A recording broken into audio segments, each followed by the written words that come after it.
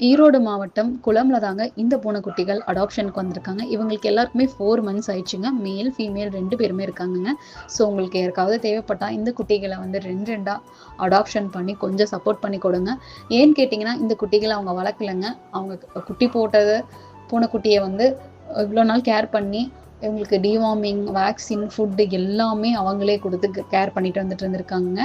அப்போ இருந்து அடாப்ஷனுக்கு ட்ரை பண்ணிட்டும் இருந்திருக்காங்க. பட் அவங்களுக்கு இப்போ வரைக்கும் அடாப்ஷன் எதுவும் கிடைக்கலங்க. நம்ம சேனல்லேயே இதுக்கு முன்னாடி ஒரு வீடியோவும் போட்டிருக்கோம்.